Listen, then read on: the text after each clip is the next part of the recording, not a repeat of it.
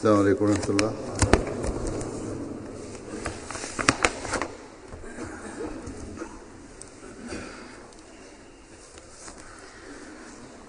أشهد أن لا إله إلا الله وحده لا شريك له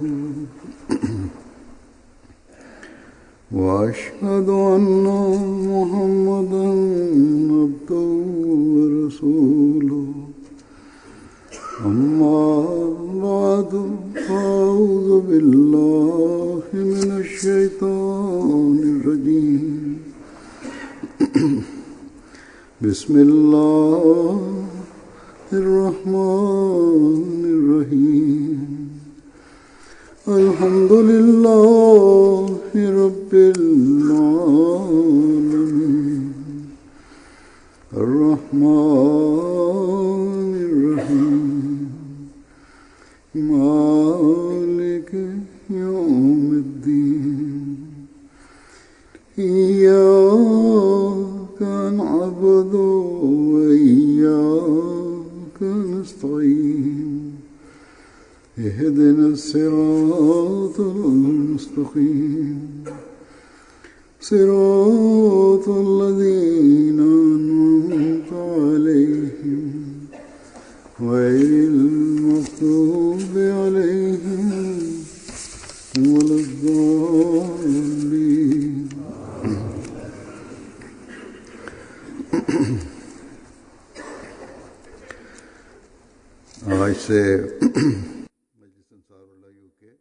Pada hari ini akan dimulai Ijtima Majelis Ansarullah dan Lajnah Imailah UK.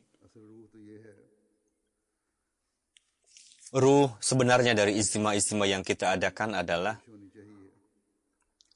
dan memang harus diupayakan untuk itu, yakni bagaimana supaya jalinan dengan Allah Ta'ala dan terciptanya dan meningkatnya kecintaan dan persaudaraan antara satu sama lain.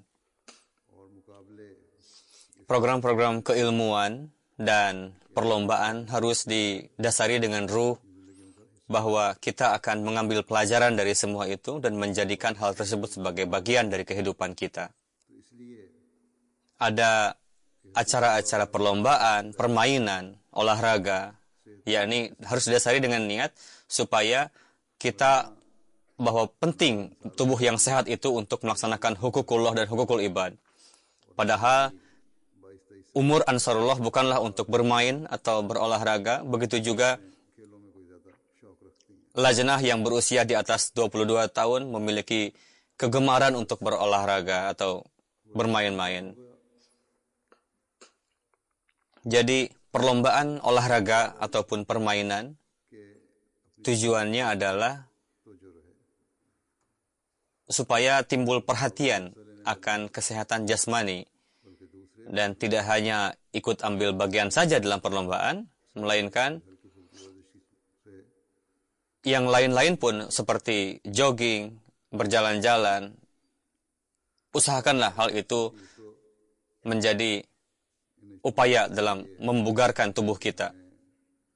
Jadi tujuan dari ijtima-ijtima ini adalah supaya kemampuan kerohanian dan keilmuan itu bisa ditingkatkan. Sadar Ansarullah mengatakan kepada saya, mohon untuk disampaikan beberapa hal berkenaan dengan Ansarullah. Umur Ansarullah sudah masuk kepada tahapan di mana pemikiran manusia sudah masuk kepada tingkat yang matang dan dewasa, dan mereka pun harus menyadari akan tanggung jawab mereka, yakni para Ansarullah, dan harus memberikan perhatian sepenuhnya untuk melaksanakan tanggung jawab tersebut. Yang pertama adalah umurnya yang dewasa dan matang, dan kedua, nama dari grup yang diberikan, yakni Ansarullah, yakni setiap Ahmadi yang berumur lebih dari 40 tahun adalah hal itu cukup untuk menyadarkan, mengingatkan akan tanggung jawabnya. इनको एक नासर को अदा Apa itu tanggung jawabnya इनका खुला yang harus Ansarullah के dilakukan oleh seorang Ansarullah? Sebagai kesimpulannya telah dijelaskan di dalam janji Ansarullah. Yang pertama adalah setiap Ansar, हर मेंबर जो मजलिस अंसारुल्लाह का हर शख्स जो Ansar setiap Nasir atau setiap Ansar इस्लाम की मजबूती और अहमियत पर untuk दिल से कायम होने की कोशिश mengokohkan Islam और इस्लाम की मजबूती dan berupayalah untuk अपने इल्म और ताकत dengan segenap ketulusan hati. इस्लाम Dan itu tidak bisa diraih dengan ilmu dan kekuatan. Islam merupakan agama yang diutus oleh Allah Ta'ala, dan dari sisi taklim, ajaran adalah इंसान ने तो कोई kamil, sempurna. नहीं करना हाँ Tidak ada manusia yang dapat menciptakan ketangguhan lain dalam Islam ini. Ya, memang untuk menciptakan kekuatan jalinan bagi diri kita sendiri, perlu adanya upaya supaya kita menjadi bagian dari agama yang kamil dan sempurna ini. Dan hal ini के बगैर पैदा नहीं हो सकती tidak mungkin bisa diraih tanpa adanya jalinan dengan Allah Ta'ala. हर अहमदी को कोशिश करनी चाहिए Yang untuk itu, setiap Ahmadi harus berupaya kuat. सबसे आला होने चाहिए Dan standar Ansarullah harus yang paling tinggi dalam hal ini.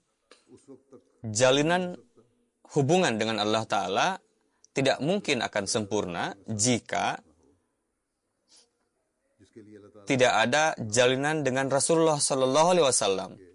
Untuk itu Allah Ta'ala sendiri memerintahkan kepada kita दूर को सलाम भेजो उसकी तरफ तवज्जो दो untuk mengirim salawat dan salam kepada Rasulullah Sallallahu Alaihi Wasallam. Jadi ini adalah hal yang sangat penting. Lalu Hadrat Masih Maud melaksanakan kewajiban setelah baiat kepada Hadrat Masih Maud alaihi salam. Ketika kewajiban ini terlaksanakan, baru kita bisa teguh di dalam Ahmadiyat ini dengan hati yang tulus. Di zaman ini, पीले इशाअत इस्लाम के लिए Allah Ta'ala untuk menyempurnakan penyebaran Islam, Allah Ta'ala telah mengutus Hadrat Masih Maud alaihi salam, dan dengan hati yang tulus, teguh di dalam Ahmadiyat ini, baru akan terbukti jika kita di dalam penyebaran Islam ini dan tabligh Islam ini mengambil bagian sepenuhnya dan बस एक तो ये membuktikan diri sendiri sebagai Ansarullah, penolong Allah Ta'ala. Jadi inilah tanggung jawab seorang Ansarullah. Lalu Ansarullah pun mengucapkan janji yang kedua, yakni dengan kata lain, yaitu bagaimana melaksanakan tanggung jawab ini, dan janji ikrar bahwa jalinan kesetiaan dengan khilafat Ahmadiyah dan akan berupaya untuk menjaga keitaatan itu, kesetiaan itu. Bagaimana upaya itu bisa terlaksanakan? Upaya itu akan terlaksanakan jika Ansarullah menjadi pembantu, pendukung dalam untuk memajukan tugas-tugas yang dibebankan kepada khalifah. Ansar अपने आप Dan itu bisa terwujud jika Ansarullah के सुनने की तरफ मुतवज्जे रखेंगे untuk mendengarkan sabda-sabda khalifah, dan Ansar memberikan perhatian sepenuhnya untuk itu. Untuk itu, Allah Ta'ala telah menganugerahkan nikmat MTA kepada kita, sehingga yang jauh di sana bisa mendengarkan, menyimak, dan memahami hal itu. Jadi, perlu sekali para Ansarullah untuk mengikatkan jalinan dengan itu. Begitu juga bagi anak-anak keturunan kita, itu pun ada janji untuk menjalinkan anak-anak keturunan kita dengan khilafat. Jadi, jalinkanlah anak-anak keturunan dengan khalifah, selain dari tarbiyat-tarbiyat yang lainnya. ये वफाओं के सिलसिले Supaya generasi demi generasi terus bergerak silsilah kesetiaan kepada khilafat itu. Supaya pengkhidmatan kepada Islam dan tugas penyebaran Islam senantiasa berlangsung. Karena tugas penyebaran Islam setelah Hadrat Masih Maud alaihi salam sesuai dengan pengumuman beliau itu dibebankan kepada Qudrat Saniyah, yakni nizam khilafat. Jadi untuk itu janji untuk pengorbanan itu perlu senantiasa diperhatikan. Jadi janji pengorbanan yang Anda sudah ikrarkan, perhatikanlah itu. Ingatlah selalu itu. Semoga Allah Ta'ala memberikan taufik kepada kita untuk bisa mengamalkan hal tersebut. Begitu juga, seperti yang saya katakan, Ijtima Lajnah Imailah pun sedang berlangsung. Ada janji juga Lajnah Imailah dalam hal ini yang harus kita ingat selalu adalah karunia dan ihsan Allah Ta'ala yang sangat besar, yang mana dengan karunia-Nya kebanyakan Lajnah Imailah adalah teguh di dalam agama disertai dengan penuh kesetiaan. Dari sisi itikad, kebanyakan mereka tangguh dan kokoh. Namun, setiap anggota lajnah, setiap Ahmadi, wanita Ahmadi, harus membawa standar kehidupannya ke dalam standar yang diharapkan oleh Allah Ta'ala dan Rasul-Nya. Seperti yang saya katakan, bahwa Lajnah Imailah pun mengikrarkan janji, dan itu biasa diulang-ulangi janji tersebut di dalam acara-acara lajnah, bahwa demi agama, kami siap untuk melaksanakan pengorbanan apapun. Jadi, pengorbanan pertama, yakni yang dituntut oleh agama, yakni supaya hasrat duniawi ini dikebelakangkan dan kondisi amalan kita lurus, selaraskanlah dengan ajaran agama. Seorang wanita Ahmadi harus memiliki standar kejujuran yang tinggi, dan hukum-hukum perintah-perintah yang berkenaan dengan itu berupayalah untuk diamalkan. Wanita harus untuk menjaga kesucian dan kehormatannya. Perintah-perintah yang Allah Ta'ala sampaikan menetapkan pardah sebagai suatu yang sangat penting. Jika di dalam diri wanita Ahmadi ada kelemahan dalam hal pardah, maka secara amalan berarti dia tidak mengamalkan janjinya, tidak memenuhi janjinya. Jadi tidaklah rasa takut itu akan tidak mempengaruhi dia, masyarakat mempengaruhi dia dalam hal ini, dan tidak juga apapun bisa menjauhkan dia dari hal tersebut. Bahkan setiap wanita Ahmadi harus menyelaraskan setiap amalannya sesuai dengan ajaran agama. Ada satu janji lagi untuk senantiasa teguh di dalam kebenaran dan kejujuran. Untuk itu, setiap wanita Ahmadi harus mengevaluasi diri sendiri. Apakah kita teguh di dalam kebaikan, kejujuran, dan kebenaran dengan standar yang tinggi. Lalu ada janji untuk memberikan tarbiyat kepada anak keturunan. Ini pun harus diupayakan dengan sesungguh-sungguhnya. Apakah anak-anak kita terjalin dengan agama atau tidak? Tarbiyat yang tertinggi bagi anak adalah sang ibu. Untuk itu, setiap ibu harus berupaya keras dalam hal ini. Jika seluruh wanita Ahmadi melakukan tanggung jawab ini dengan sebaik-baiknya, seperti yang disabdakan oleh Muslim Maud, jika 50% saja wanita Ahmadi melakukan itu bisa menjadi jaminan akan terjaganya keturunan Ahmadi ini.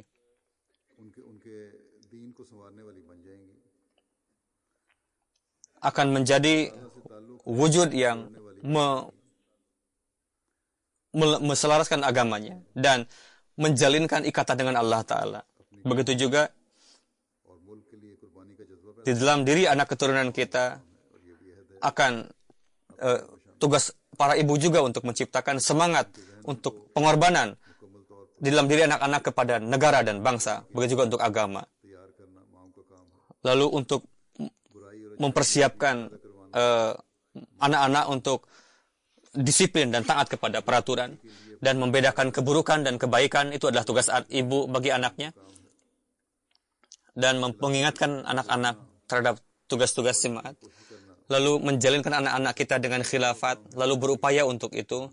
Sebagaimana tugas sang ayah, begitu juga tugas ibu di dalam hal ini. Jadi, tanggung jawab yang penting ini harus dipahami oleh setiap ibu. Semoga Allah telah memberikan taufik kepada para ibu Ahmadi, wanita Ahmadi. Begitu juga Nasiratul Ahmadiyah tengah berlangsung ijtima'nya, dengan lajnah sekaligus. Nasirat juga menyampaikan janjinya. Nasirat juga harus memenuhi janjinya. Umur 14-15 tahun adalah umur memasuki masa sadar. Dan dia sudah memahami yang baik dan yang buruk. Dan ini adalah umur terakhir bagi seorang nasirat. Pada umur ini, banyak sekali hasrat, keinginan. Jika pandangan tertuju kepada hal-hal duniawi, maka hasrat duniawi akan meliputi, menguasai keinginan untuk agama. Untuk itu, setiap wanita anak-anak Ahmadi perlu berhati-hati dalam hal ini.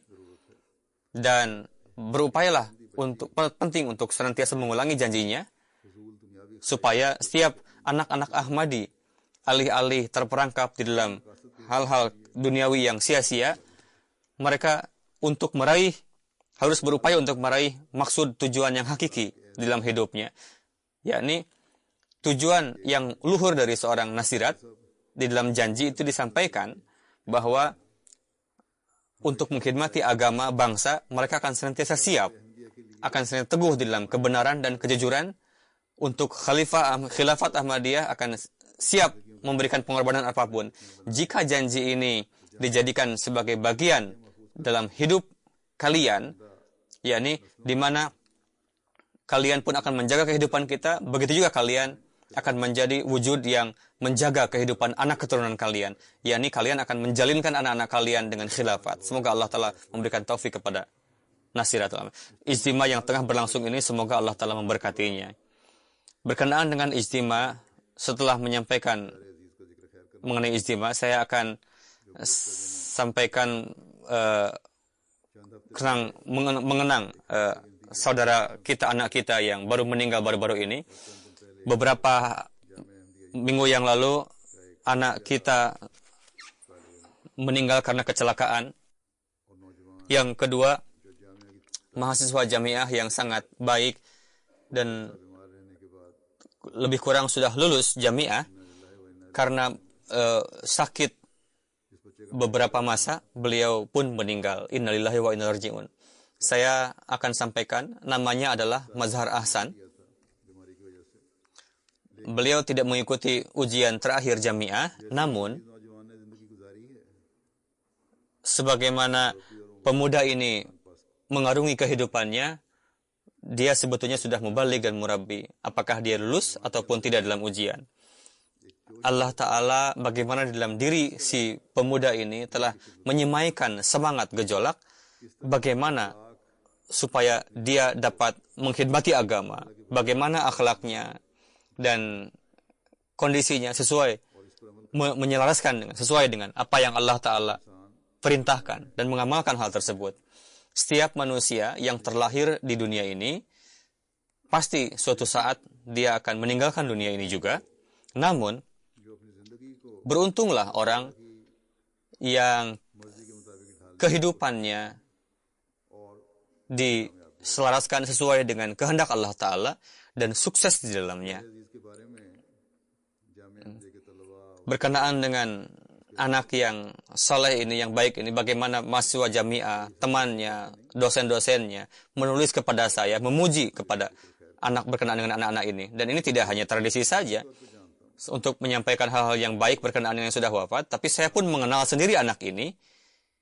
Bagaimana anak ini di dalam keikhlasan dan kesetiaan dan dalam amalan, dia sebagai suri toladan. Semoga Allah Ta'ala meninggikan derajat anak ini di sisinya.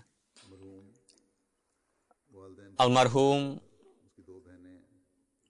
adalah anak laki-laki satu-satunya, memiliki 2 orang saudara perempuan. Orang tua, khususnya ibu beliau, telah memperlihatkan kesabaran, contoh yang baik dalam kesabaran dan ikhlas akan apa yang Allah telah kehendaki. Semoga Allah telah memberikan ganjaran yang baik kepada mereka semua. Dan semoga Allah Ta'ala menganugerahkan kesabaran kepada kita semua juga. Hazrat Masih Maud alaihissalam bersabda, ingatlah bahwa untuk luka musibah tidak ada obat yang sangat mujarab, yang lebih daripada yakin kepada Allah Ta'ala. Jadi, hendaknya kita yakin, percaya kepada Allah Ta'ala.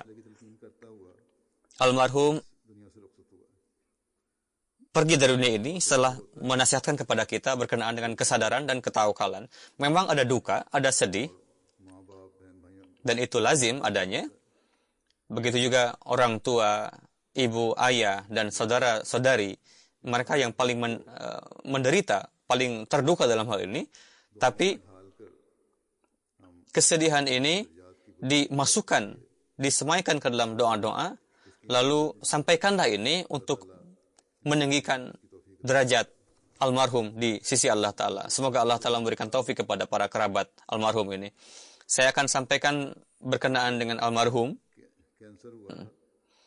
Anak ini telah terjangkit penyakit kanker dan dengan karunia Allah Ta'ala telah sembuh. Namun hari berikut setelah itu mendapatkan infeksi di dada sehingga dokter tidak dapat mengetahui, yang karenanya beliau pun wafat. Innalillahi wa inna ilaihi raji'un. Uyut beliau, Masri Nizamuddin Sahib, adalah sahabat Masih Maud alaihi salam, dan kakek beliau dari pihak ibu dan kakek dari pihak ayah, Haji Manzur Ahmad Sahib, keduanya adalah Derwesh Qadian. Beliau Jamiah Ahmadiyah, mahasiswa Jamiah Ahmadiyah, seperti yang saya katakan tadi, dan beliau pun seorang musi.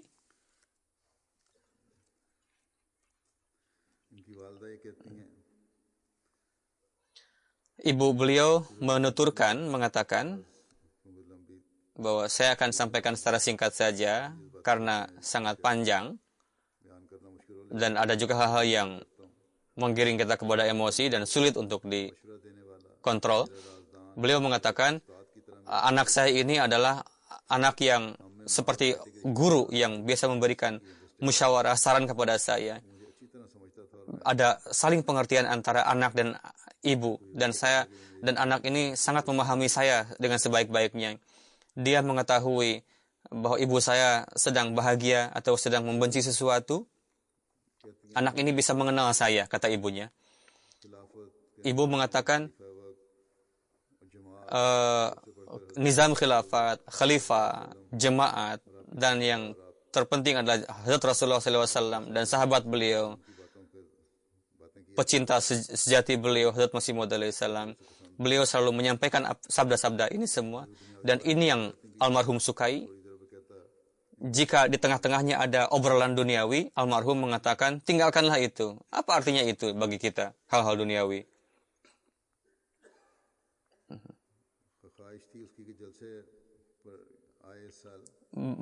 Almarhum sangat berkeinginan untuk datang di jalsah tahun ini, jalsah UK. Namun dia menyadari karena sakit keras, untuk itu dia mendengarkan melalui MTA saja dan menyuruh anggota keluarga untuk pergi ke jalsa. Silakan ibu keluarga pergi, biar saya di rumah saja sambil mendengarkan MTA. Meskipun dia sakit, dia terbiasa untuk mengerjakan pekerjaan dengan tangan sendiri, almarhum ini. Ibu mengatakan ketika sakit, bagaimana kondisinya lebih halus lagi, tidak pernah rewel dan tidak pernah emosi marah ketika sakit. Ketika sakit yang pertama, yakni kanker darah, itu sembuh. Lalu meskipun lemah, Amir Sahib Skotlandia mengatakan, saya akan meminta pekerjaan, meminta tugas kepada dia. Lalu saya pun berhubungan dengan petugas-petugas lainnya dan mengajarkan bagaimana harus dikerjakan. Begitu juga ada istimewa nasirat dan lajnah pada saat itu. Untuk itu ada tugas untuk mendesain. Almarhum rutin mutalaah buku Hazrat Masih Maud alaihi salam. Ibu mengatakan pada 12 September ketika diserang infeksi pada bagian dada,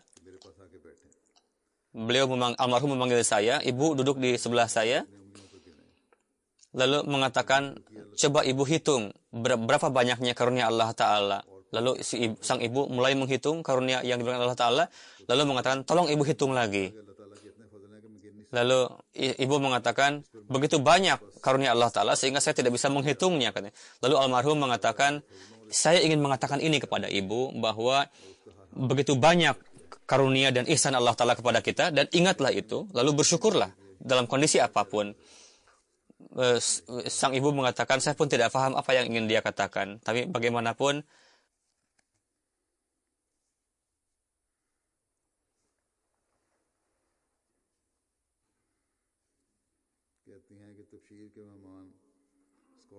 sang ibu mengatakan,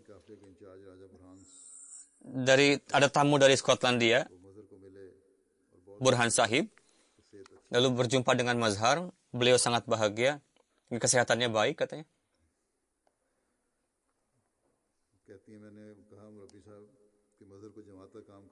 Ibu mengatakan bahwa Mazhar sangat tergila-gila dengan pekerjaan jemaat. Setiap saat membuat planning, saya akan melakukan ini, melakukan itu, saya akan menjadi mubalik, saya akan menjadi murabi, dan akan melakukan ini. Pada tahun 2015, Oktober, beliau terjangkit penyakit kanker. Almarhum mengatakan kepada kakak perempuannya, sampaikanlah dengan hati-hati kepada ibu kabar ini, karena saya tidak bisa tahan melihat air mata ibu kalau mengalir, katanya. Tolong sampaikan dengan hati-hati ke ibu. Di rumah sakit, beliau dawam salat, tilawat, dan mendengarkan khutbah huzur. Program-program online, nazam, gambar-gambar, beliau saksikan online. Dan beliau ngobrol dengan kawan-kawan, dengan para dosen ketika sakit. Dan menyampaikan tabligh kepada dokter dan perawat. Sampai pada akhirnya, beliau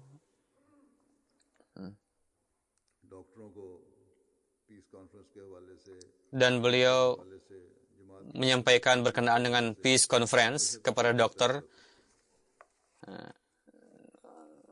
dan membagikan literatur jemaat kepada para dokter juga.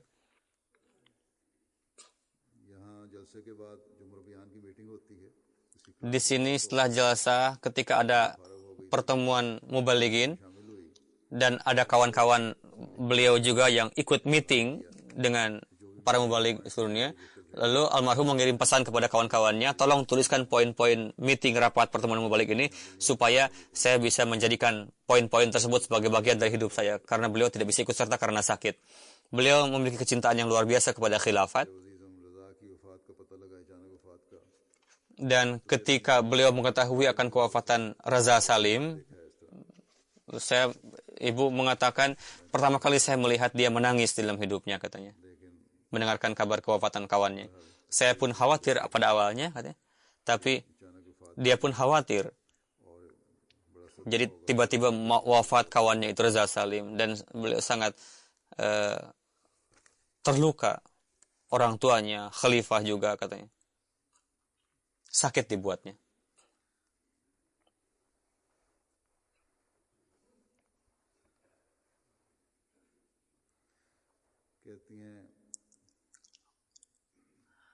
Ibunda beliau mengatakan, almarhum mengatakan, kami ridho kepada Allah Ta'ala, dan Allah lah yang maha tahu, tugas kita adalah berdoa, dan tugas Allah Ta'ala adalah mengabulkan. Ketika pergi ke pasar pun, bagaimana almarhum ini menyampaikan sesuatu yang bisa memberikan islah kepada diri kami, menurut ibu beliau. Pada tanggal 13 September, pada hari itu hari Id, beliau sedang mengidap batuk yang luar biasa, lalu bersandar. Lalu beliau sedang sakit demam yang parah, lalu dipanggillah ambulan. Lalu ketika di perjalanan, almarhum mengatakan kepada saya, pada hari ini, hari Id, silakan ibu pergi saja untuk salat Id, tidak perlu mengantar saya. Saya akan panggil ibu nanti setelah ibu salat Id nanti. Dan saya pun akan mendengarkan khutbah Id, mendengarkan melalui HP online.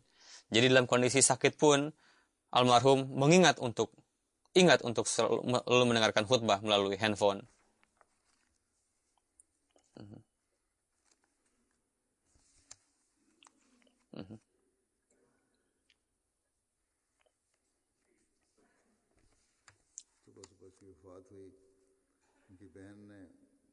Ketika beliau wafat,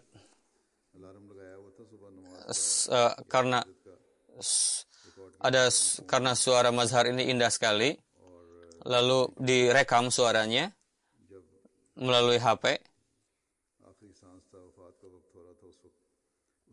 Ketika beliau pada masa nafas terakhir, lalu ada suara azan rekaman di dalam alarm, yakni suara mazhar sendiri yang indah ketika nafas terakhirnya, dan itu mengingatkan kami dan membuat kami bersedih, terharu mendengarkan alarm yang bunyinya azan dari suara almarhum.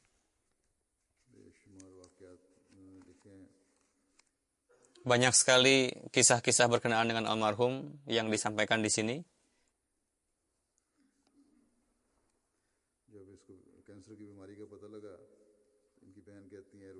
Ketika diketahui bahwa beliau mengidap penyakit kanker, kakak perempuan beliau almarhum mengatakan, saya bisa tahan dari segala sesuatu, tapi saya tidak bisa tahan jika melihat ibu saya mencucurkan air mata. Tolong kabarkan kabar sakit saya ini secara hati-hati kepada ibu.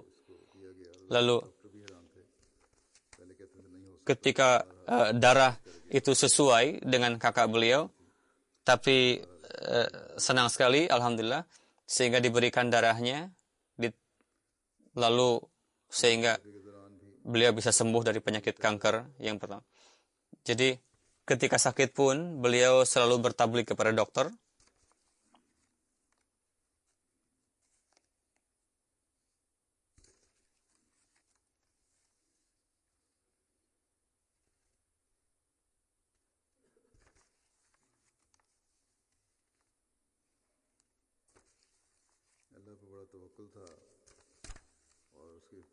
Dan beliau sangat bertawakal kepada Allah Ta'ala dan selalu mengatakan, Allah Ta'ala tidak akan menyia-nyiakan saya, katanya. Tapi Allah Ta'ala telah membawanya. Insya Allah Ta'ala, semoga hasrat keinginannya ini terpenuhi di alam lain. Dr. Hafizah mengatakan, saya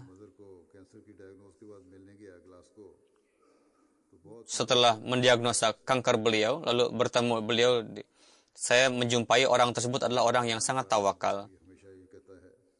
Dan ibu beliau mengatakan bahwa anak ini selalu mengatakan beliau senantiasa mengingat ihsan yang Allah Ta'ala berikan kepadanya. Rafi Sahib Glasgow,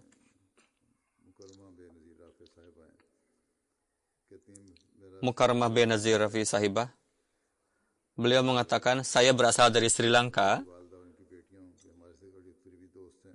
dan ibu keluarga mazhar sangat dekat dengan kami. Ketika didiagnosa bahwa beliau mengidap penyakit kanker, kami semakin mengenal almarhum dan keluarganya, dan kami pun pergi ke rumah sakit untuk menengok almarhum, dan beliau sangat tentram dan damai menyampaikan berkenaan dengan penyakitnya. Lalu ketika sembuh dari sakit ini, di tengah-tengahnya beliau sembuh juga. Di Glasgow ada 5 km program jalan kaki, program amal. Beliau pun ikut serta di dalam acara jalan tersebut dengan mudahnya, meskipun dalam kondisi sakit. Dan beliau melaluinya dengan mudah, jalan kaki selama. Hafiz Sahib mengatakan, beliau sangat hobi untuk mempelajari Quran Karim, dan beliau selalu menilawatkan Al-Quran dengan suara yang indah. Dan sebelum masuk jamiah pun, di dalam taklim Quran kelas, beliau selalu ikut serta dengan keluarga beliau juga.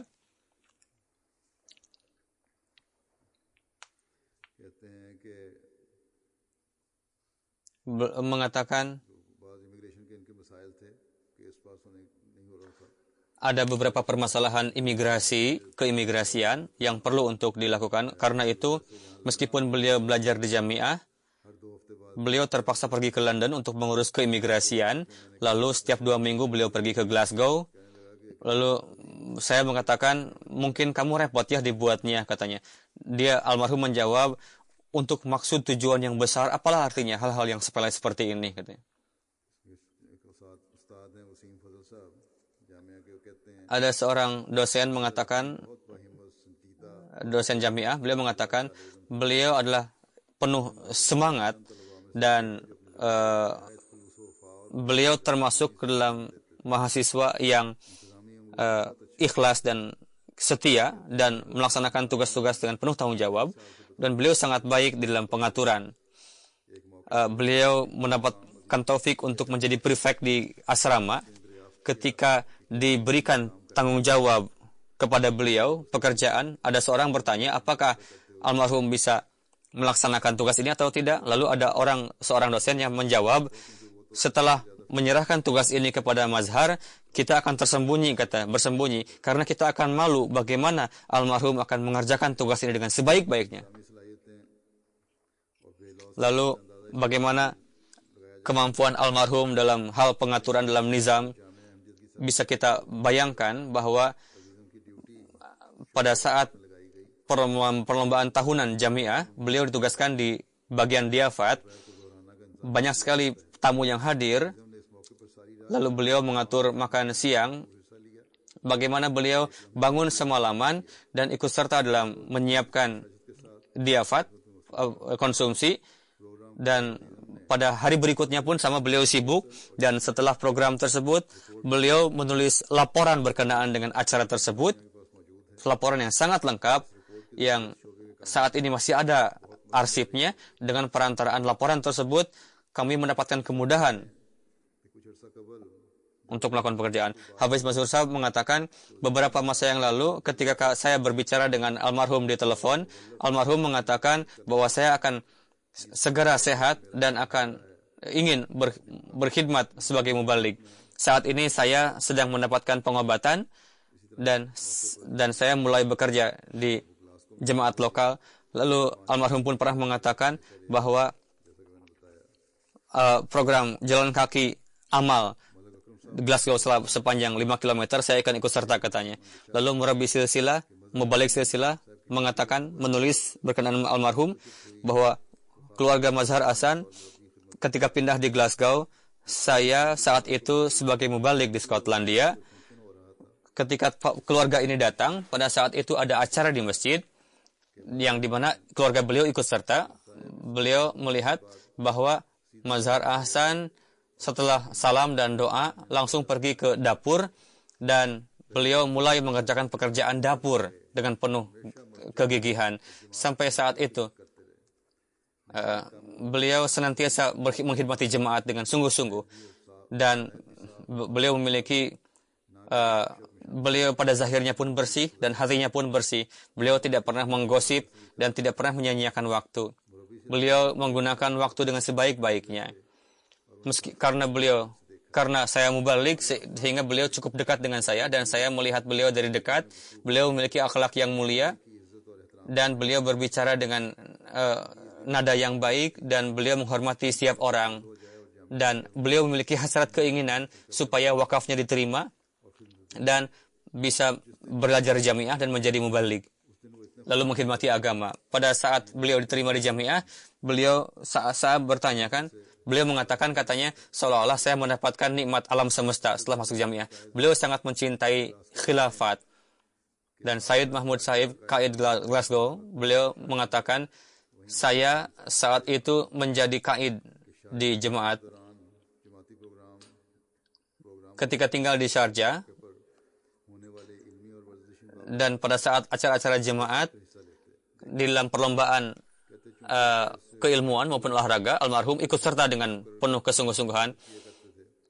Karena tempat jamiah ini jauh dari kota, sehingga kami melaksanakan wikari amal terlebih dahulu dan mempersiapkan segala sesuatunya. Bagaimana almarhum meskipun umurnya masih sangat muda, masih kecil, tapi selalu bekerja dengan penuh semangat. Suatu ketika, beliau senantiasa memiliki keberanian bahwa di dalam ijtima itu ada perlombaan ceramah, katanya. Tapi almarhum meskipun masih usia kecil dan topiknya sangat berat saat itu, topik ceramah yang diberikan itu, dan beliau pun tidak memiliki persiapan saat itu. Tapi almarhum ikut ambil bagian dalam perlombaan ceramah itu. Dan Khudam yang menonton saat itu mulai mentertawakan almarhum ketika ceramah. Tapi almarhum tidak memperdulikannya, kata sedikit pun. Terus saja berceramah. Lalu mengatakan,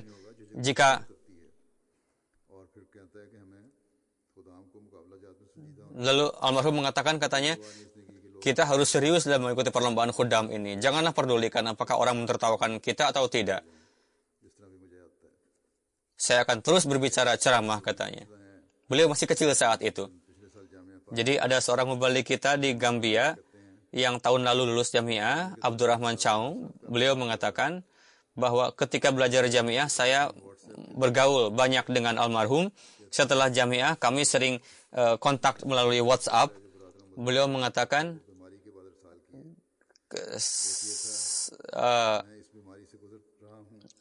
almarhum menulis, katanya, saya melewati masa sakit ini, tapi pada hakikatnya banyak sekali ihsan Allah Ta'ala yang Allah Ta'ala berikan kepada saya. Untuk itu, saya harus bersyukur lebih kepada Allah Ta'ala.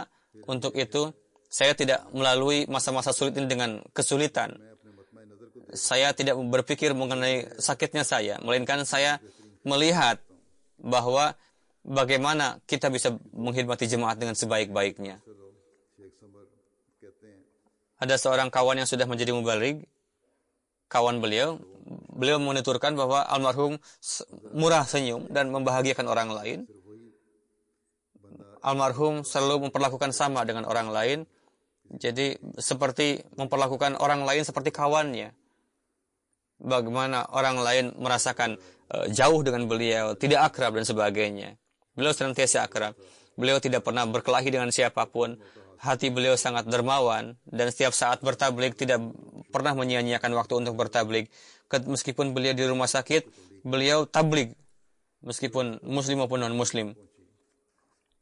Karena itu, tidak pernah beliau menyakiti orang lain, dan tidak pernah beliau memaki-maki orang lain. Sedemikian rupa beliau bisa menolong orang lain, beliau tolong.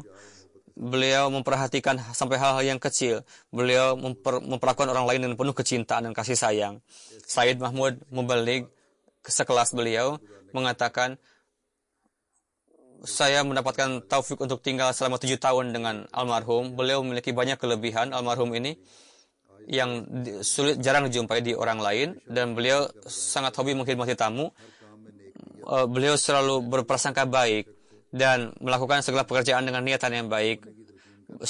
Mulai jamiah beliau sudah menjadi prefek, dan beliau menasihatkan untuk tidur tepat waktu dan mematikan lampu, membangunkan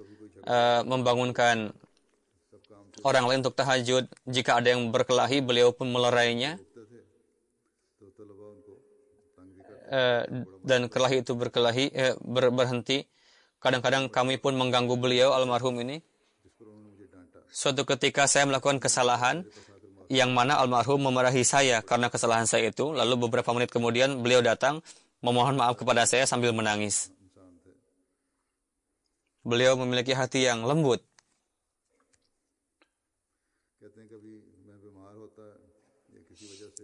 Mengatakan ketika saya sakit, katanya, lalu saya tergeletak tidur pada hari cuti. Sebelum saya bangun sudah tersiap sarapan di meja saya, katanya. Tanpa bertanya, beliau mempersiapkan air panas dengan dimasuki madu untuk saya ketika saya batuk, katanya. Ketika bertemu dengan saya, dia selalu menceritakan hal tersebut.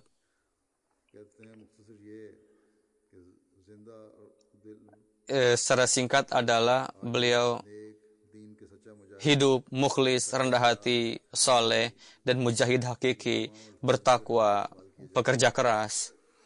Semua sifat-sifat ini bisa diterapkan ke dalam diri mazhar. Ada satu kelebihan beliau juga, apa yang beliau sukai, itu juga yang beliau sukai untuk orang lain.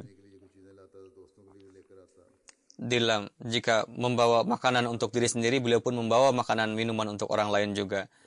Beliau melewati hidup dengan penuh kesederhanaan, tidak boros, seperti halnya anak-anak lainnya.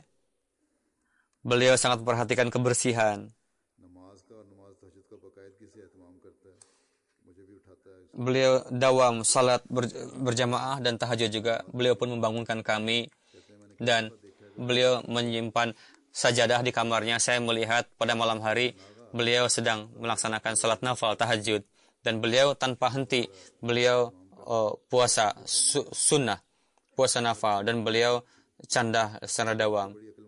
Setiap segala sesuatu beliau lakukan dengan penuh tertib dan membagi waktu dengan disiplin. Selain pelajaran di jamiah, kebiasaan beliau adalah tilawat Quran Karim dan mutalaah buku-buku jemaat. Bagaimanapun musim, beliau setiap hari olahraga dan membaca surat kabar dengan rutin. Pada siangnya beliau terkadang istirahat meskipun hanya beberapa menit saja. Sebelum tidur, beliau biasa menulis diari dan inilah beberapa keistimewaan beliau.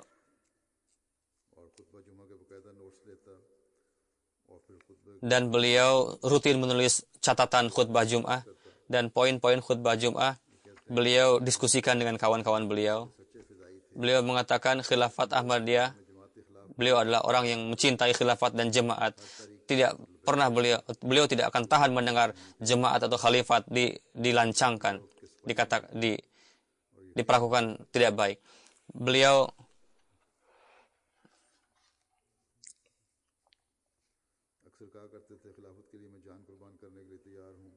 selalu mengatakan bahwa saya siap untuk mengorbankan nyawa demi khilafat. Dan tidak hanya kata-kata saja, melainkan dari semangatnya pun nampak dari apa yang dia katakan. Ketika didiagnosa kanker, beliau meyakinkan kami, janganlah sedih, katanya. Dan beliau sangat tawakal pada Allah Ta'ala, yakin, dan beliau menganggap penyakit ini sebagai ujian. Beliau tidak menzahirkan kesedihan, kekhawatiran karena sakitnya ini. Mubalik mengatakan beliau memiliki akhlak yang luhur. Beliau memiliki banyak kelebihan. Beliau sangat memperhatikan orang lain dan memahami khilafat dengan sebaik-baiknya. Dan beliau sangat bertawakal pada Allah Ta'ala. Beliau siap mengorbankan segala sesuatu demi jemaat. Beliau seorang yang sangat cinta kepada jemaat. Tidak pernah beliau menyusahkan orang lain. Setiap saat beliau tersenyum. Meskipun ada yang menggoda beliau tidak lantas emosi. Tidak pernah beliau menjauhkan hal-hal yang sia-sia. Beliau tidak pernah mengatakan suatu hal yang buruk, mencaci maki. Setiap pekerjaan beliau lakukan dengan penuh sabar dan dengan penuh tanggung jawab. Beliau tidak pernah menganggap pekerjaan itu sepele. Beliau menolong setiap orang. Tidak ada kemalasan dalam diri beliau. Beliau sangat mencintai jamiah dan kekuatan iradah beliau sangat kuat. Meskipun beliau susah, tapi beliau tidak pernah putus asa. Dan sampai terakhir beliau bertawakal dan bersabar dari penyakitnya. Beliau tidak pernah mengolok-olok orang lain dan inilah sifat-sifat yang dijumpai dalam diri seorang mubalik. Dari sejak kelas awal, tingkat awal, beliau sudah menjadi mubalik dan beliau berjalan di jalan takwa. Beliau memperhatikan sampai hal-hal yang sepele. Jika ada suara trimmer saya tinggi,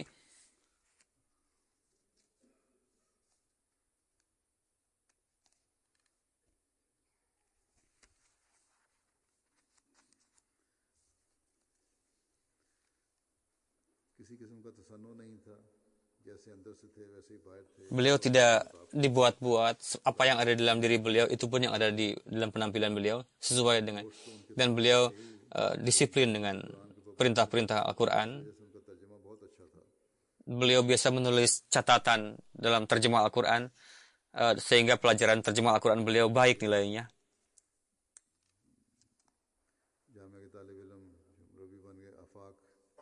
Ada seorang mahasiswa jamiah Afaq beliau masuk dari Pakistan, pindah, pernah jamiah Pakistan juga, lalu pindah ke UK, masuk jamiah sini. Lalu ada orang-orang datang menjumpai saya, katanya Mazhar pun menjumpai saya Lalu kembali lagi kepada saya dengan membawa kasur dan bantal. Lalu almarhum mengatakan, kamu tidak membawa peralatan ini, kamu pasti memerlukannya, ini silahkan pakai.